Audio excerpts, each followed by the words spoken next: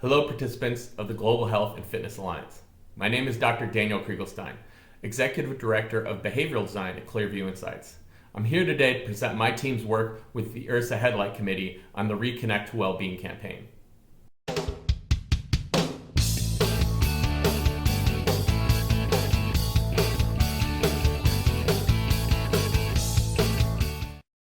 Given my team's expertise in the science of behavior change, we partnered with IHRSA to develop an industry-wide rallying cry. The mission: develop a rallying cry that engages the IHRSA-defined 80%, those consumers who have never had a health club membership, a gym membership. They understand movement, but they are not in our circle of influence. And we're fighting against effortless, on-demand gratification. While in contrast, we're perceived as an industry that promises a long time from now in a galaxy far, far away, you might lose weight. We know that's not our true promise, but that's how we're perceived. To the 80%, we're perceived as asking effort, work, and then eventually a long time from now, you will see rewards from all that effort. And this needs to be reimagined in the eye of the consumer. We want them to know what we know. When you come to the gym, every time you give out effort, we're making sure there's reward for you. There's benefits in social, in emotional outcomes that you can see here and now. So we asked ourselves, is there an immediate reward to physical activity that we can offer the 80%, which provides sustainable, valuable activation?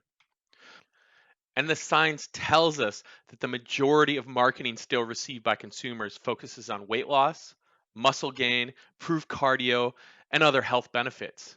Things we know we can't deliver right now. We know tangible rewards like BOGO t-shirts, memberships, buy one, get one free. They can have some immediate reward that gets them in the door, but it's not building valuable, sustainable activation. And this is where the science tells us to turn to intangible rewards. Things like mood and emotion. We can deliver them early and we can continue to deliver them throughout membership. My team works on a concept called emotional ROI. When being asked to do something, if the reward is perceived as greater than the effort being asked, the behavior is engaged, the activation starts. And I want to emphasize here, this is perceived reward and perceived effort. Too often, we as designers, as producers, we think we're asking a little bit of effort and offering a great reward. Whereas the consumer sees the reward is not that great and the effort we're asked as tremendous. The scale of how we perceive things is very different between them and us, and we need to take that into account. But we want to make sure that we offer a reward that keeps them coming back and back, even when they start to perceive the effort increasing. After reviewing the science, the opportunity became clear to our team: emotional return on physical activity. And we can compete with instant gratification because mood enhancement is experienced just 5 minutes after a moderate workout. That's powerful. And we know it's long term. It's comparable to antidepressants for major depressive disorder. Follow-up studies from Blumenthal et al. Show that we are another tool in the mental health toolbox. And it's a return we can capitalize for everyone because everyone has experienced at some point in their life the joy of physical activity. Even if they have to go back to playing on a playground in childhood, they know what it's like to feel good after moving. First visit, first reward. Let's make it achievable with every visit. Let's focus on a gym experience that emphasizes how good you feel after just showing up and being there for yourself in our clubs and in our gyms. Ultimately, with an industry as diverse as ours, understanding the next 10% of consumers and how we convert them is going to vary unless we speak with a shared opportunity. Physical activity's instant emotional return. Better yet, the language that on the nose, reconnects consumers to a positive mood that they've already experienced as a result of physical activity is all the more powerful. That's why we have the Reconnect to Well-Being campaign. Reconnect to movement, reconnect with yourself, reconnect for your family. Whatever you want to brand this with, it's a powerful message. And our team took this message into the real world to test its validity. First question we asked: do our current members, the 20% already engaged with us, do they value the emotional and mood benefits of a gym visit? Unequivocally yes, with a majority placing mood benefits among their top reasons for visiting. The other question we asked: when the idea of an emotional return is proposed to the 80%, do we receive a return signal? Do they hear our message? And again, the answer was yes. And we tested this out in some different ways because we wanted to see how they perceive this emotional reward. So, for instance, we asked this fun question: if adulting had mandatory recess, would you rather spend it being active outside, relaxing quietly?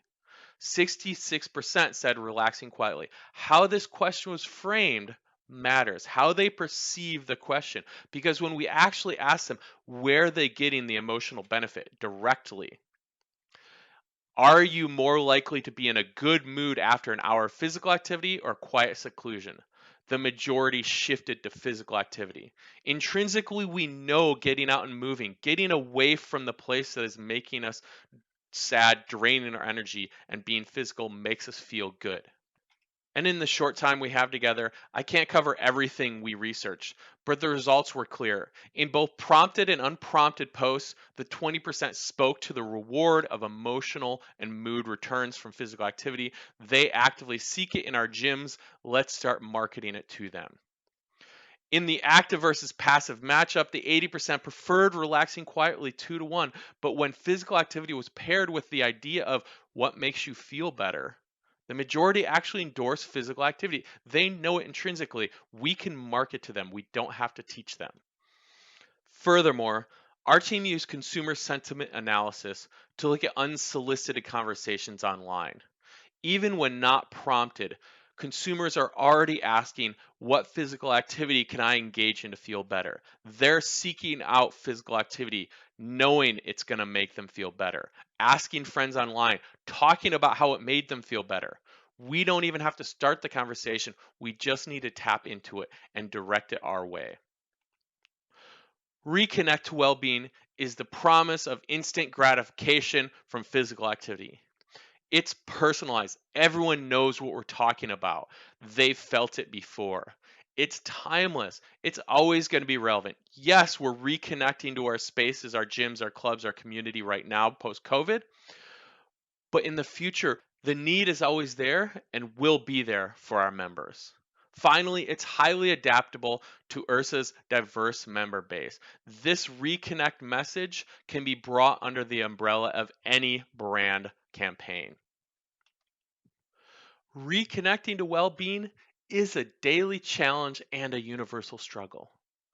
Capitalizing on the positive emotional rewards is the path to improve behavioral outcomes.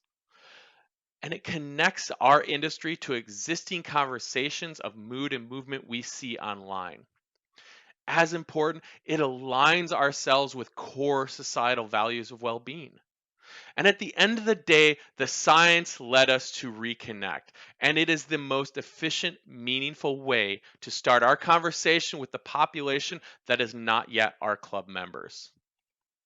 Thank you for your time, and I hope one day I can meet you all in person.